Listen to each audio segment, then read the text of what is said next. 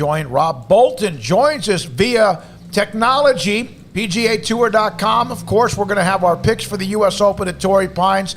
Hayden Bumpus is here in studio because Armstrong is at Sims Beach, so he's not available. Craig and Paul, I'm David Smoak. Craig is the defending champion. He won the he won the U.S. Open, right? He won the PGA Championship going away. Rob, first of all, Torrey Pines, a famous Tiger Rocco Mediate final, that great finish. Your thoughts about that course hosting the U.S. Open? Hey, guys. What one of the seminal memories for all of us who are old enough to remember it, in golf, really, and it's 13 years ago already.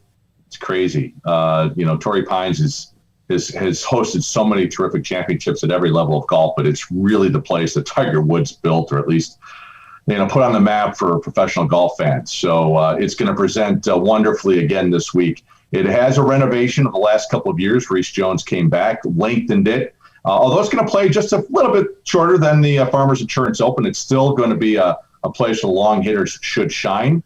So we're going to have, typically for the Farmers, we have long hitters populate the leaderboard. And granted, a lot of the guys are hitting it long these days anyway. But the USGA's touch and what it wants to do to make sure that all skill sets have a chance, that's going to be the really fun part. How much does the way the U.S. Open is set up by the USGA and Torrey Pines, are they not known for small greens? I don't think that's the first thing you think about when you think of Torrey Pines. Obviously, you think of Tiger. You think of the 08 U.S. Open. You think of the views and all of the other things that go along with all the accoutrements.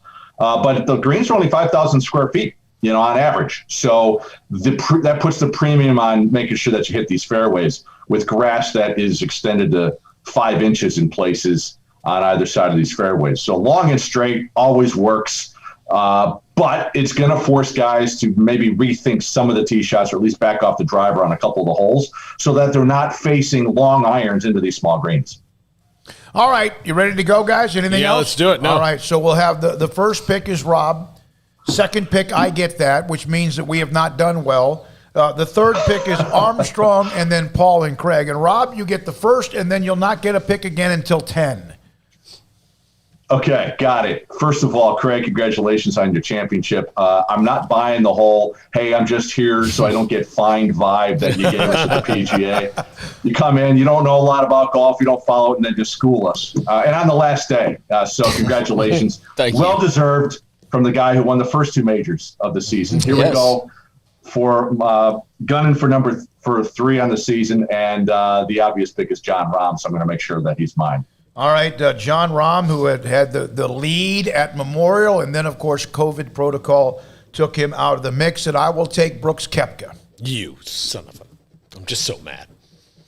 All right. Brooksy. All right, Hayden, it's your turn. I'm going to take Xander Schauffele. Schauffele goes to Armstrong. Bumpus. I will take Colin Morikawa. Morikawa to Paul. Craig, you get 2 picks. Go Rory and go, let's see here, DeChambeau. All right. That's not bad. My God. The 5 and 6 picks are Rory, McIlroy, and Bryson DeChambeau. All right, back to you, Paul. I really want to take Dustin Johnson here. I really do, but I've had such bad luck with him.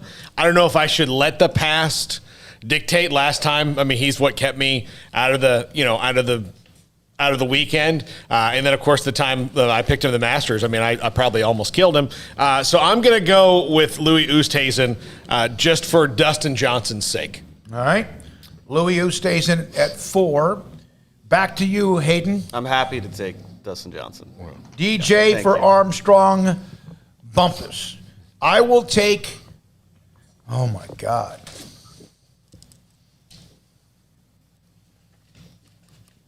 Let me look at one more name to make sure. I am going to take Jordan Spieth. Interesting so far. By the way, Craig, I might want to take back the fact that I'm chasing number 3. How do you get Rory and DeChambeau 5-6 overall? That's pretty impressive. I agree. I don't know who you're paying off at that station, but I'd like Rob, a piece of that at some point. Don't blow up my spot, Rob. All right, so sticking with the power rankings, 9 and 10 are sitting right there for me, so it's going to be easy. Reed, then JT. Yeah, Reed won there earlier, right? Isn't he that one? He won. Yeah. That's the one in by 5 strokes in late January. Yeah.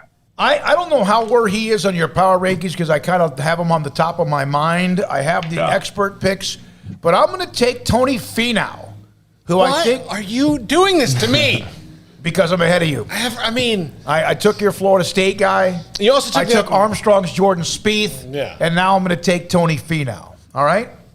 Back to you, Hayden. I'm going with the kid, Will Zalatoris. Oh, okay. Zalatoris, man, he's steady. Paul? I'll take Victor Hovland. All right. And Craig, you get 2 picks, and then you're done. I'll go Webb Simpson, and trying to see who all has been picked already. Let's go. Let's go Mark Leishman. Okay. I'm going to go Justin Rose. All right. Armstrong Bumpus. Patrick Cantlay. Patrick Cantlay.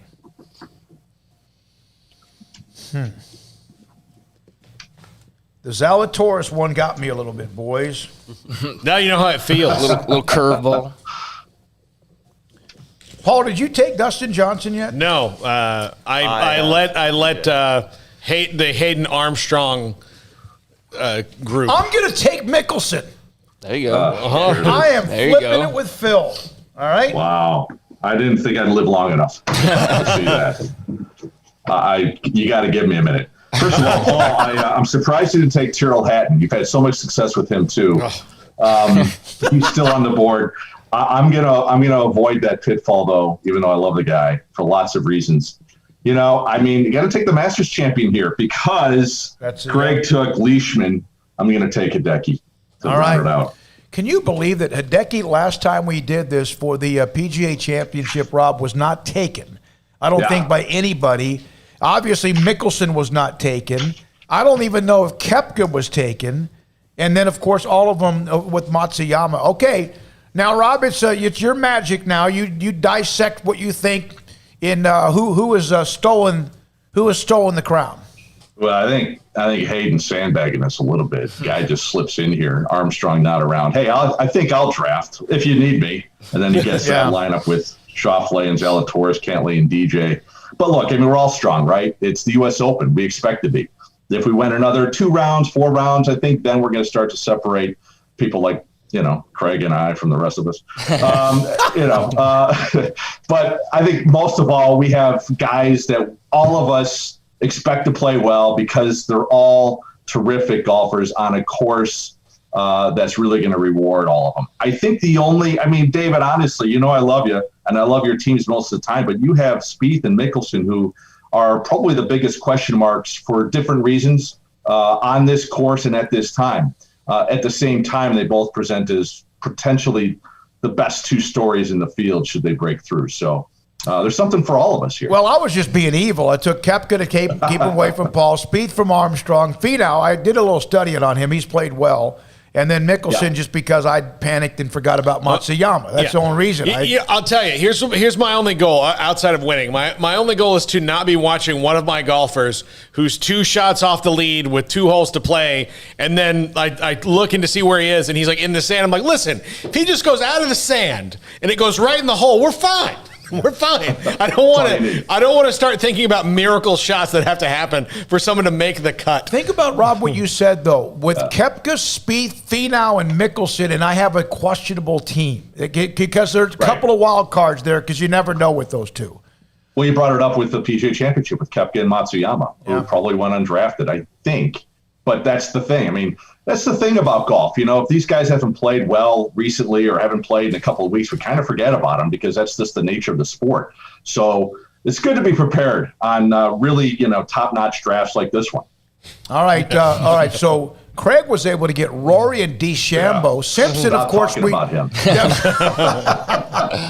Is there something that we know the Zalatoris is a young and up-and-coming guy. Is there someone we missed on? Is there someone that jumps out of the page, Rob? I don't see anybody that just jumps out that we screwed up here. That's a relative question because Webb Simpson went undrafted, and he's a former champion at the U.S. Open. Granted, it's been 9 or 10 years now, but and he's been playing well. He has I think he leads or second on tour in the all-around. Actually, I think Schauffele is number 1 in the all-around. So that's what you expect at a tournament like this. As the old saying goes, the USGA wants to reveal the best player of the week, and Simpson has been that often enough that he should have been drafted. So it's possible, while Simpson may not present as a strong contender for the Open Championship in a month, we may be talking about him the same way we're talking about BK and Matsuyama for the PGA Championship this week. All right. Anything else? Nope. All right. Best of luck, Rob. 9 things you too. about Torrey Pines South. We'll give those to you. Rob Bolton, as always, Rob, thank you very much for your knowledge and insight and also the power rankings, the expert picks on PGAtour.com. The Torrey Pines, Paul, named for a tree and a man. The Torrey Pine, which is featured in the trophy of the Farmers Insurance Open, is native only to a 36-hole golf complex, Torrey Pine State Reserve next door in Santa Rosa Island. Although early Spanish explorers certainly knew of the tree, Dr. Charles Christopher Perry, a botanist for the U.S.-Mexico Boundary Survey, officially discovered it. And so his mentor was Dr. John Torrey, who wrote a book, A Flora of North America. I know we couldn't have gotten to the 4 o'clock hour without that. I think if you're a botanist and they name a tree after you, that's high praise. It was a military training camp in 1941, Camp Callan. It was a race course. A father-son team built it. So those are, Phil Mickelson has been very vocal about, he's a San Diego native, but he's not all that successful at Torrey Pines. All right.